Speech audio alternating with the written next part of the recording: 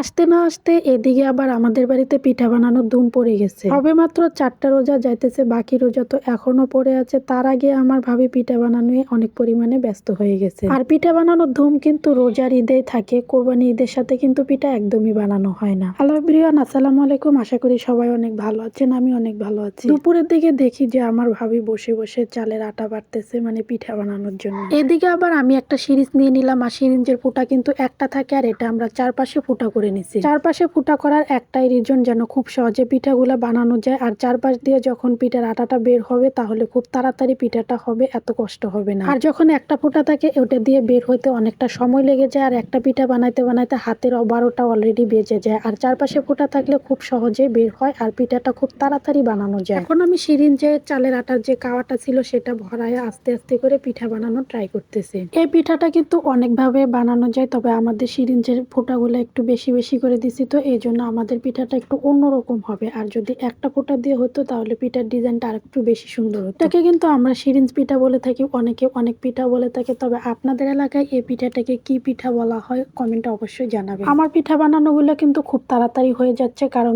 ওই যে বললাম না সিরিঞ্জের ফুটা একটু বেশি করে দিয়ে দিছি, এজন্য কিন্তু খুব তাড়াতাড়ি বানানো হচ্ছে। এবার ঈদে আমার একদমই ইচ্ছা ছিল না কোনো ধরনের পিঠা বানাবো, এমনিতে মন মানসিকতা ভালো ছিল না, তবুও ভাবি চাল ভিজাইছে, এখন কি আর করার, যার ফলে বানানো হচ্ছে।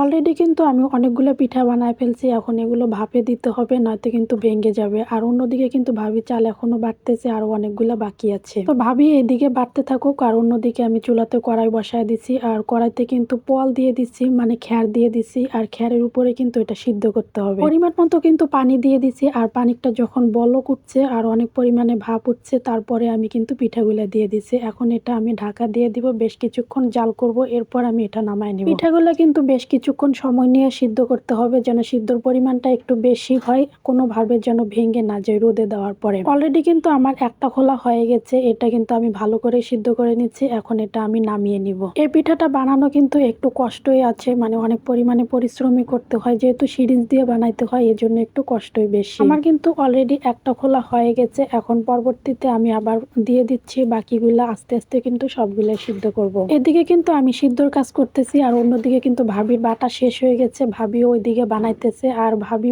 একটু কালারিং করার জন্য হলুদ দিয়ে দিছে, আর এখানে হলুদ কালারের একটা বানানো হচ্ছে। হলুদের কালারটা কিন্তু এমনিতে এতটা গাঢ় না, আর এটা সিদ্ধ করলে কিন্তু অনেকটা গাঢ় হয়ে যায়, দেখতে অনেক বেশি ভালো লাগে। আমার কাছে সাদাটাই সবচেয়ে বেটার লাগে, তবে ভাবি বলতেছে যে একটু হলুদ কালারও বানায়। এই তো দেখতে পাচ্ছেন যে হলুদ কালারের গুলা অনেকটা ফুটে উঠছে, আর দেখতে বেশ অনেকটা ভালো লাগতেছে। সিদ্ধ করার পর হলুদটা গাঢ় গাঢ় হয়েছে, এখন অনেকটাই সুন্দর লাগতেছে। সত্যিই কিন্তু পিঠাগুলা দেখতে অনেক সুন্দর হয়েছে, অনেক বেশি ভালো লাগতেছে।